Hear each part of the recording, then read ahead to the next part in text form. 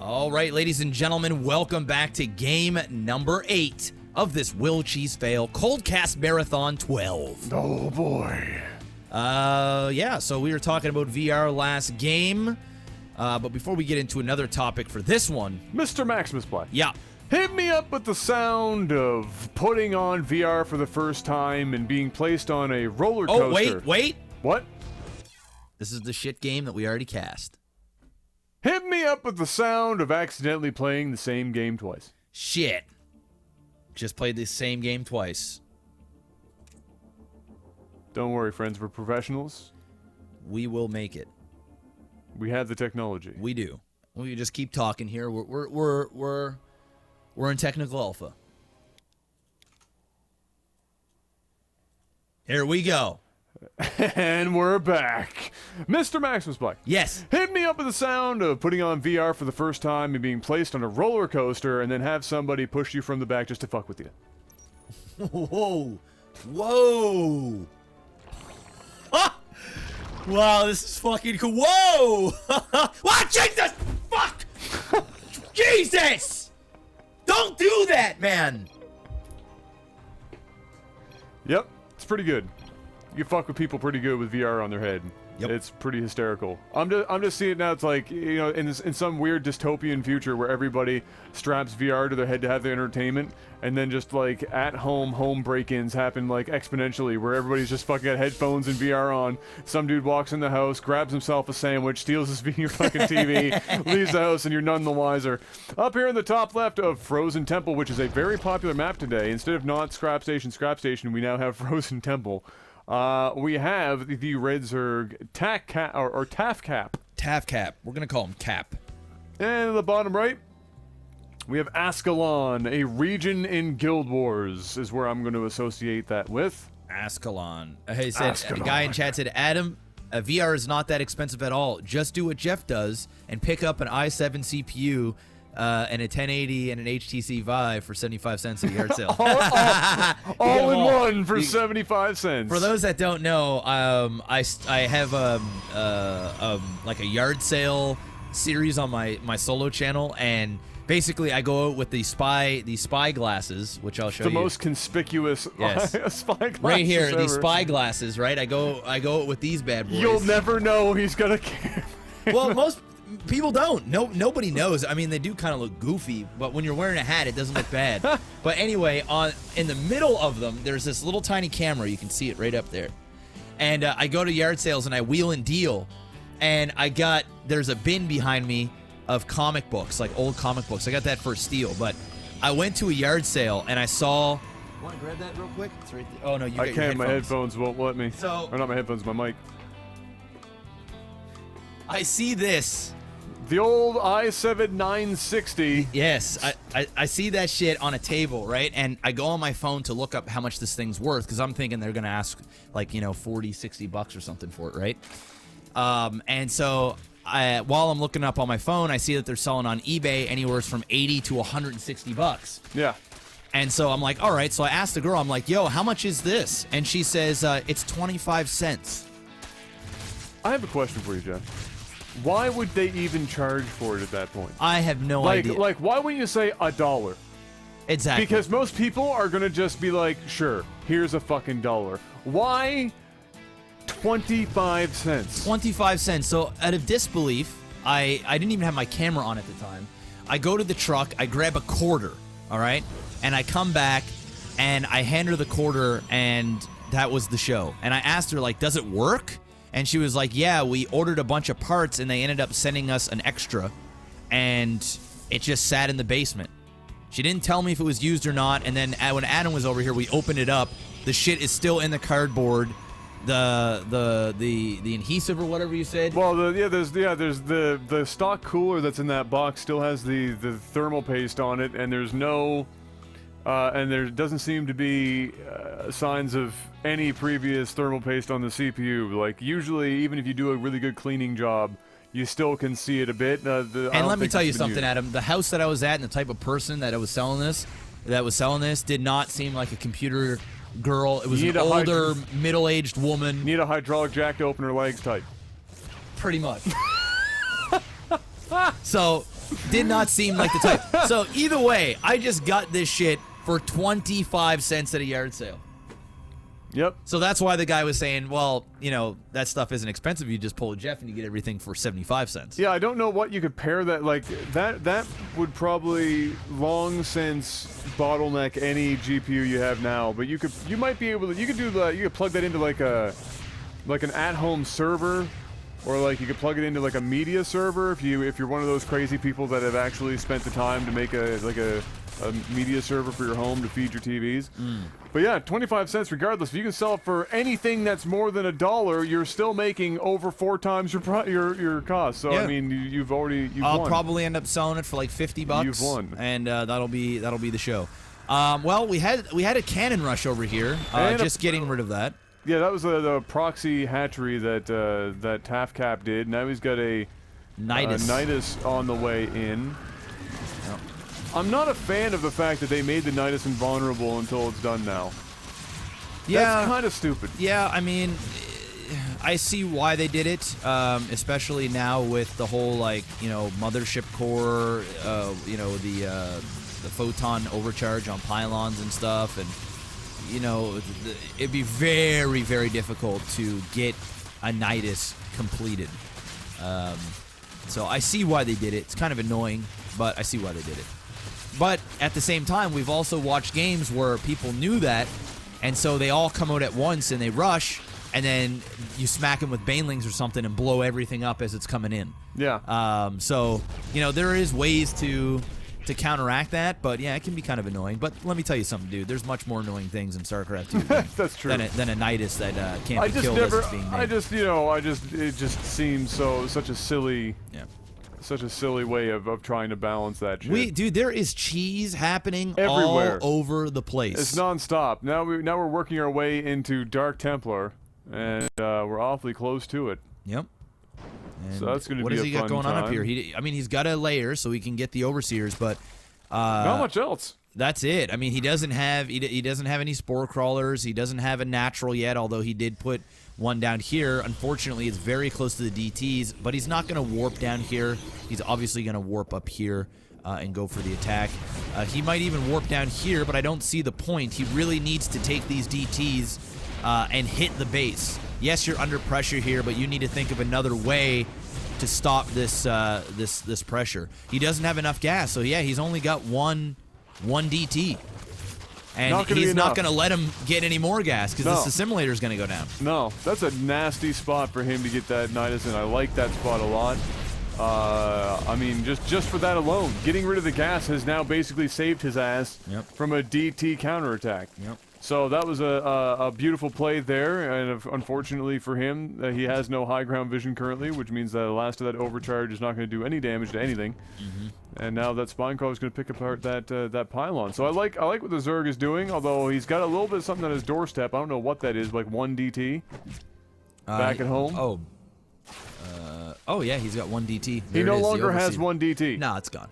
That DT is now officially dead. The Nidus network, unfortunately, is still what happened to his drone? Oh, okay. He brought his drones. Like, yeah, whoa, did that DT kill all those drones and I didn't see it? Nah, he just transferred. I'm guessing as his overseer was building, he just transferred his drone. So Zerg is in a great spot. Hopefully he doesn't get super complacent and not build anything and just, like, you know, wait for all this kind of crap to happen, which we've seen happen 1,000 times before. He is building his Hydra den, so maybe that's his next thought, is to move into Hydra. And Hydra are almost never a bad time.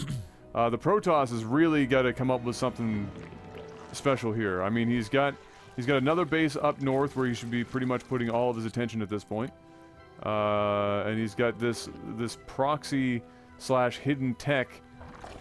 I mean, at this point, even if he built a few zealots, he's got so much minerals. Even if he built some zealots, just send some shit in to occupy the Zerg's mind. Yeah. Anything that he can do right now to keep the Zerg on the back foot, he needs to be doing. Unfortunately, he just doesn't have the gas. Now, thankfully, he is getting gas now.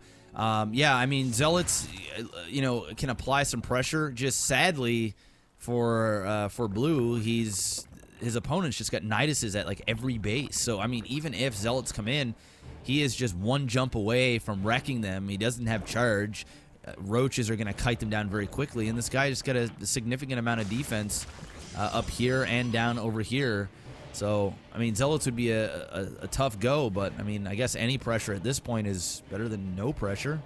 Well, that's what I'm saying, right? I mean, if you've got 1,000 minerals and you're not going to use it for anything anyway, you might as well just feed some Zealots in to at least keep them moving. Yeah. Anything. Because right now, he's just gone, unburdened, and now he's moving into Hydra. And it seems like the Protoss is going into some Robo Stargate tech of some kind, although I don't know how he's going to get the gas to support that anytime soon. Yeah, if he was doubling up on the gas here, I mean, my main priority right now would have been to get rid of clearing that shit. Yeah, just get rid of that, and then that way he can start to get enough gas. He does have another base over here, but the Zerg now sees it, and I'm sure he is going to come and attack that very soon. Yes, he's bringing in another Nidus, so he's going to get rid of this third. Question is, will he take up this mothership core and DT and try and hold this base? I feel as though if he holds this base, he's got a good chance of coming back. And yes, okay, he's doing a transfer. He's going to see this, but that is a decent amount of units. It's nothing too crazy. He's got a DT there. He doesn't have any vision to see that. And instantly picks off the Hydra. And just like that, he's going to force retreat. So that was a pretty big victory for Blue. And that's going to allow him to get more gas up and get some more income coming in. I certainly hope he's not considering to do much more than build, observers out of that Robo right now. Because ultimately, if I see a single Immortal come out of there, I'm going to weep for him because of the tech going on the other side. We have Lurkers now. Yep. So against Lurkers, my opinion, the best course of action would be to get Disruptors. You can get rid of a few Disruptors. You can start picking off those Lurkers, but it doesn't make it easy. The Hydra's got nice DPS. You really have to have vision, and most of the time Overseers are there. Those Hydras will pick off your Observer. So it's a lot of the time it's a guessing game. You just kind of have to look at where the attacks are coming from and what little area, and kind of guesstimate and use that Disruptor radius to pick off the Lurkers. It takes 2 Disruptor hits to kill 1 Lurker, so you really have to. I like to have 4 Disruptors to try and hold against it, but even at that point, it's not an easy feat. It's really not. No, he's got a lot of work to put in one way or another, and unfortunately for him, the Zerg, once again, because he hasn't been able to have a chance to harass him, hasn't really had to do much. But just kind of continue on his merry way. He does have some DTs and a couple of or 1 Void Ray, but I mean the Overseers there, they're going to be dead inside of a second. And there goes the Observer, like I said, or he's not attacking it. Mothership is now gone. Ravagers move forward. This is an ugly thing for the Protoss to try and deal with right now. Yeah, well, he's not going to deal with it. No. This is game over. No. Ravagers, that many Ravagers in a pocket of Lurkers is more than enough to pretty much do anything that the Zerg wants at this point in the game. Yeah. The Lurker DPS is just huge. The range is huge. And then he has all this DPS in behind him. Basically, at this point in the game, it's the same thing as being up against a Terran and you not having AoE. If you don't have AoE at this point in the game as Protoss, you're done. You can't sit on Stalkers. Immortals do nothing, just like late game or mid-late game against Terran. Because, yes, Immortals may be good against Marauders, but the problem is when you've got Marine, Medevac, and Marauders, they just get like one volley killed. It's no different in PvZ, where, yes, you may have the Immortal tech, but let's be real, that's not really going to do a whole lot. Let's be real, DTs aren't going to do anything besides harass. And that's it. You need to have High Templar. You need to have Disruptor or Colossi. If you don't have those things, you may as well just end the game. You're just going to get picked apart. They're always going to have the range on you. They're always going to have the DPS on you. And at that point, it's a numbers game. And you're just going to die. That's what we're seeing. Yeah, exactly. I mean, kudos to the Protoss for staying alive as long as he did. Sure. I mean, this one little area here that's taken the whole game for the Protoss to get to really was the winner for the Zerg. As soon as he shut down those 2 gas, it basically stifled. The Protoss had just gotten to the point in which he could start building DTs. And as soon as that happened, his gas was gone, cut out from underneath of him. And unfortunately, despite being mineral intensive like he still is, he's 2,000 minerals. Yeah. There was a bunch of times in this game where if he had just built up some Zealots and sent them into to a mineral line. It could have done a lot for him, and unfortunately that didn't happen, and now he's being slowly, well, I don't even know if it's slowly anymore, but certainly unceremoniously picked apart by Ravagers and these Lurkers. Yeah, look, he just warps in 3DT like that, and that is not cheap, man. He just lost all those minerals and gas, and at this point in the game, he can't really afford to do that. These Zealots do not have charge. Sure, he's got a lot of DTs, but they don't do anything against Lurkers, and this Zerg is not dumb enough to walk around without an an Overseer, and in fact, he's got 3 of them. So if he manages to pick one off with those Void Rays, there's 2 more waiting for him, and his units are just going to be demolished even before he might not even kill a single thing. He's going to have 14 Lurkers here in a second. He's building 9 more, and I think he currently has 5, so he's going to have somewhere in the neighborhood of 14 Lurkers. 14 Lurkers is going to one-shot volley in a line almost anything the Protoss has in its arsenal. Yep. Like, period. Yeah. Anything. You're not going to be able to really stop that. Like you said, you're going to need something like the what's it called? Disruptor. The Disruptor to have any hope. Yep. And you're going to have to hit, is it 2 Disruptor shots for 1 Lurker, right? Yes. Yep. So you're going to have to not just hit 1 Miracle shot, you're going to need double on the Miracle shots. Now, the Zerg being kind enough to walk into some cannon fire here, and the DTs are going to be able to do something. Yeah, and actually, he doesn't have an Observer here, so he is going to clean this up. Wow. Oh, there's the Observer, but it doesn't matter. He should have enough here for some. Why is he chasing that? Oh, God! Should have just been attacking those Lurkers, man. That was really brutal. He lost like another 3 or 4 DTs there just trying to do that. But he manages to keep this alive. And now he's going to be able to get rid of this. These cannons are going to see the cloaked units. Oh, my God. Please tell me Protoss wins this. Holy tits. He just cleaned up a lot of Lurkers, man. Those things are not cheap. Look at the food count, dude. It's 80 to 89. I mean, how did that happen? Wow. Are you serious? The Zerg just threw away a lot and didn't kill this expansion. Oh my goodness. So if the Zerg is really thrown that hard right now, he's moving his way back into Hydra. Hydra are phenomenal against Void Ray. Really, it's going to be a matter, I think, at this point, as far as this game goes, as to whether or not the Protoss has the ability to get rid of the site for Zerg, so that his DTs can continue to do, unfeathered damage. Mm-hmm. They're going to need something along those lines. Otherwise, this is still way too much DPS for the Protoss to handle. Again, also, unless the Zerg is crazy enough to walk into those cannons again, because that's what ultimately just lost him all those units. Did him in big time. Yeah. What I would be doing right now if I was blue is I would be turning those into Archon, I'd be getting charge, and I'd just say, all right, and then I'd start my tech into Disruptors. Void Ray, Charge Lot, a couple of Archons. I wouldn't focus on making Archons specifically because you have the Void Rays. You only have so much gas, although he does have 3 bases and a significant amount of gas coming in.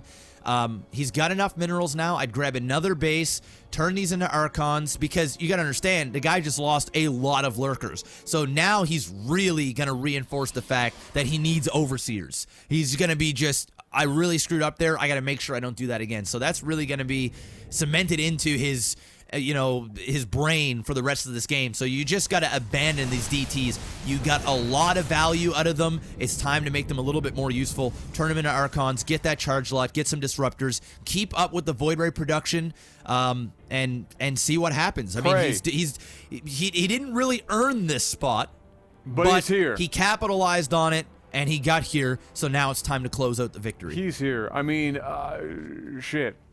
Anything right now. Once again, he's finding himself in a bit of a gas-starved situation, comparatively speaking. Again, there is nothing wrong with Zealots, even against Lurker. You're trying to basically just throw as much shit at this Zerg as you possibly can at this point in the game. And if you upgrade those Zealots, well, shit. 3/3 Zealots might be the scariest thing in the game of StarCraft. Well, Lurkers are much scarier, but there are ways to engage on Lurkers, and it's a volumes thing. If they only have 2 or 3 Lurkers, then you can get away with running your charge lots into that, because you'll have enough DPS. Yes, Absolutely. You'll lose some things, but at the same time, you'll be able to clear it. Now, it all depends on how many Hydras are there with them. It's a very situational thing, because Lurkers really do hard counter Zealots. Oh, absolutely. But it's just a matter of knowing your place and when to do it. But I think at Charge Lots at this point, it will be decent to defend. but will be even better to start doing some multi-prong attacks. Start hitting. He could even go up here and start hitting this. He's still got these 3 cannons here the whole time. He's got to be spreading himself out a little bit now to keep that Zerg on his back foot, which he hasn't been able to do the whole game. And yet here he is. Imagine if he had the Zerg on the back foot. Yeah. Unfortunately, we're hitting a spot now where he's decided that he's going to expand, and the Zerg is continuing to just basically upgrade and produce units. You're starting to see the food count is now being a bit in the Zerg's favor as this continues to progress. And I'm just fearing that the Protoss is going to continue to be a little too complacent, and it's going to allow the Zerg to kind of snowball himself back up to the point in which the Protoss is going to need even more miracles than he already did in order to stay in this game. Well, we've got 1-1 here for the ground units, and I'm not totally upset with the fact that he is committing to Immortals. Immortals are good against Lurkers. I would love to see some Archon. Archon Immortal are very good against this Hydra Lurker composition, especially when you've got some Void Rays up there. The Hydras are going to naturally start attacking those Void Rays up at top, and there will be a lot of DPS on the ground. He's got a few DTs in there as well. I still want to see those turn into Archons because I don't really think they do a whole lot. This could be really, really bad for the Zerg if he pops in here and the Lurkers are not planted into the ground. One at a time. That is going to be a bad time for the Zerg. This right here could be the deciding factor. Don't run away! He gets out of the way. He lets the Hydras come in here a little bit, and they're all going to die very quickly, and he's going to have to run back. They're still coming in at him. He's losing it all! You fool! Oh my God! You fool! And this is where you counterattack. Instantly. Oh, wow. With the Hydras down in numbers like that, this is your opportunity to do something spectacular with the Void Rays you have in your arsenal. He's even got a Giraffe on the way. We're going full-blown, all the units forever. I like it. Definitely a necessity right now. Be careful with your units, though. Don't just start throwing them in all like a willy-nilly. Yep. And this could be a very good opportunity to, at the very least, reduce the base count of the Zerg, which could be a deciding factor for him finally getting into the speed lot upgrade after what seems to be several eternities. Yeah, he really needs to be careful still. This is not a for sure victory for him. He is going to go on creep. Zerg does not have to engage here if he doesn't want to. A nice Hydra spread, but there's a lot of Void Rays. Perfect Hydra spread. Oh, wow. The Immortals are now coming in here, and just like that, he takes a bad position and loses everything at him. And this is what you got to be careful when you're counterattacking a Zerg and you clean everything up. You cannot assume that you're just going to A-move and win. There's a lot of creep out there. They've got a lot of bases. They can remax quite a bit. You haven't attacked a Zerg's base for a long time, which means he's got a lot of bases. He's got a lot of minerals. He's probably banking a lot. It's a quick remax. You have to strategically pick the bases, pick things off, take your mothership core with you, and recall home once you've hit one objective and get ready to defend again. It's not that thing where you can just crush and go. Remember, you're Protoss. You're not Zerg. You cannot do those things, and it just got shown perfectly there. He didn't even have all of his units together, and even if he did, it was still going to be bad news for him. And once again, like we've seen so many times before, the Protoss or the Terran, whichever is up against the Zerg, has overextended and an unfortunate circumstance to the point in which his counterattack is now being counterattacked. Here is the Zerg on that quick remax. He is now running with some infestors to basically, I'm going to guess, deal with some DTs and ground units, slow them down a little bit more, increase the DPS. What is up with these DTs? Allow the Hydras to kill things even faster. But the DTs, I mean, if these were Archons, yes, it'd be game over. He just has to do Archons. That's all he needs, and yet he doesn't. I mean, this Zerg could be like stutter-stepping with his sight right now and getting some kills. He's not. There's finally the fungal. Holy shit, it finally happened. Yeah. I don't know if he didn't have energy or what that took so long for, but we now have Giraffes on the field. He's overextending. That's going to clean up. He's doing this again. He's getting himself in a shitty position. Unfortunately for the Zerg, he doesn't have any real units too close by. He's got some, but he's going to walk directly into a line of Giraffes, and he's going to get roasted. Yeah, he's going to get roasted, but it doesn't matter. All he can do here is maybe take out some of this. Where is the reinforcement? Where are the units for our Zerg? Step one, be aware of the fact that you're dying to lurkers. Yeah, that too. Because he just lost two Giraffes for absolutely no reason. He did exactly what even again, he didn't even deserve to win that, but he won it, and he got greed. and he didn't pay attention. 2 lurkers just took out 2 giraffes and then some, and now he is on the back foot yet again.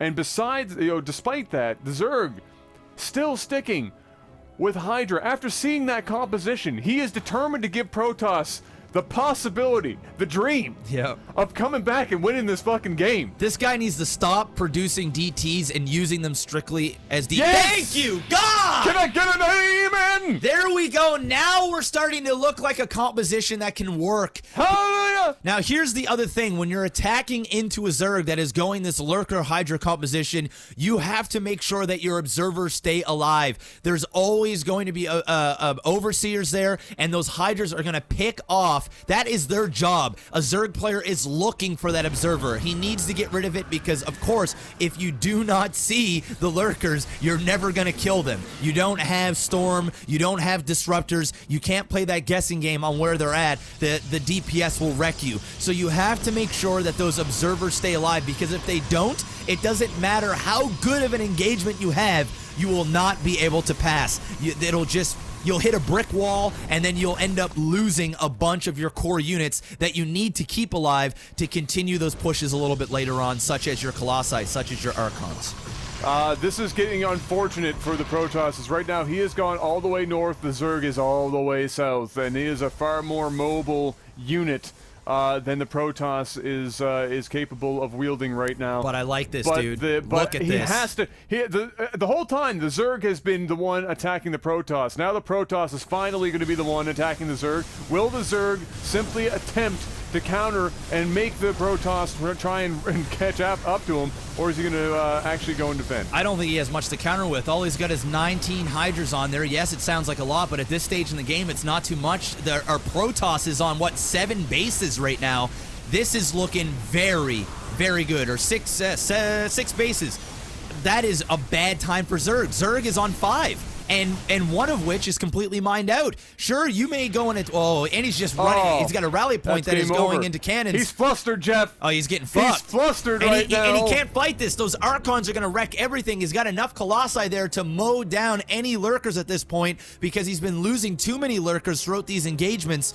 And Adam, I think this Protoss is going to win this game. Dude, he had 50-some larvae, and he's been sitting on so many minerals and gas and has not been producing anything. I think he doesn't know what the hell to do with himself right now. And he doesn't have the time to not know what to do with himself, because this Protoss is steamrolling down the map with a terrifying unit composition for what the Zerg has been putting out for the last 10 minutes straight. I don't know why the Zerg decided that he needed to stay with this unit composition after seeing the first couple of volleys of Giraffe and then Archon, but he just kept pushing it, and now he's getting his shit pushed in. I don't know what he's going to do. He's going to basically go for the counterattack and hope for the best. Well, I mean, if he counterattacks, that's fine, but here's the thing. Finally, like I alluded to earlier, he's got the Mothership Core with him, and he can recall at any point. So if this Zerg decides to get a little fancy, a recall can happen and this army can go. But hey, why not just let this die? There's not a lot here. He's doing the right thing. He's going to get rid of another 1, maybe 2 bases, maybe even 3. He's got so much shit up here that he could actually let this die, and this die, and just forcefully trade bases, and he still has the big thing up here, and at any time he can recall home if the Zerg ever manages to get up that far. I love the fact that he's saying, go ahead, dude, kill this shit. I've had that since, the beginning of the game. We're 27 minutes in, son, and I've got the death ball. There isn't a chance in tits. You can attack into this. This is the show. This is it. I mean, even in raw cannon count, it would take the Zerg forever just to work his way up the map. That Protoss has planted freaking cannons everywhere. It's like he's trying to plant corn for the harvest in fucking fall right now. He's got so many of them all over the map. And the Protoss is just building more and more Archons because holy shit, look at them. My favorite unit forever. Will never not be my favorite unit. And it might be because they're amazing. I'll have to say my favorite unit's the Dark Templar, but yeah, let's go. So 2 of your favorite units make 1 of mine. That's right. Hey, it's not far off. This Zerg is doomed. I can't believe it. This Protoss, due to some serendipity and some unfortunate play by the Zerg, but also by, he was an opportunist as well to a degree, has turned what seemed to be a relatively early GG scenario for himself, flipped it into an enormous Protoss death ball, and is now A-moving himself to victory across this map. Well, I want to say two things. Number one, will be the best game of the day, period. I don't see... This is a full game. There is cheese, and LAGTV is doing a 30-minute cast, Adam. That's like once every 5 years. Yeah, so... And it's not one of those casts where we're sitting here twiddling our thumbs. No, this is a good game. This is number one, and I would almost want to bet my firstborn child on the fact that this is going to stay number one the whole time. Oh, he's just OPFU the whole way. It is what it is, dude. You threw all those lurkers into cannons, and those DTs cleaned them up, and then that was the turning point, and you just never managed to catch up. I mean, this is a good game. Both players should be pretty happy with that. I mean, it's never fun losing a 30-minute game under any circumstance, but hey, you got on LAGTV. The game's going to be watched by 15,000 people, 20,000 people. Hey, be proud of that. This was good. I liked it. I just want to say that guy's got more baby rage than anybody else. How do you go that game and then get salty at the end? Well, it's StarCraft. I mean, StarCraft will do that to you. You got to just be like, you know what?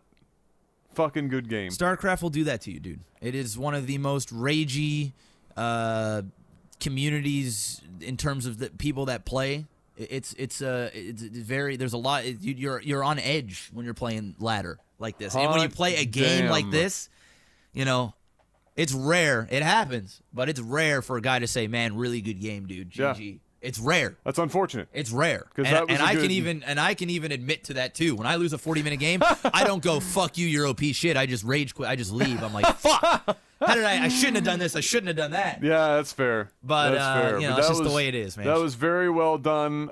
Very happy with that game. Pleasure to cast. Yeah, that's all I've got. Well, that's all I got. That's all I've got. I know what you guys can get. You can get a JORD wood watch for 5% off using that promo code BOUS. Great gift for yourself, for a family member going back to school. You want some swag? Go check out their watches. Link is in the description below. There is a giveaway link in the description of this video. And, of course, Chairs4Gaming. I don't think they need any more of an introduction. We've just given a solid commercial a few games ago. It was $20 off using that promo code MaximusBlack, and someone in the chat already picked one up today. So they ain't wasting no time. Also, I will let you guys know that Chairs4Gaming does get new stuff in, usually monthly. So if there's a chair that you really want, make sure to go and check out the site again in a couple weeks, or you can always ship off an email asking them when they will get that specific chair for you. You never know, they just may special order one in or something like that. So if there's a chair that you really want that it's not available, give it some time or shoot them an email and let them know. But one hell of a game, guys. Number one by a long shot, and I wouldn't be surprised if this guy is going home with a big fat JORD gift card. Definitely deserving of it. So hopefully you guys enjoyed that. Finger bang that like button here on the tubes, and we will see you guys in just a moment. Citicity.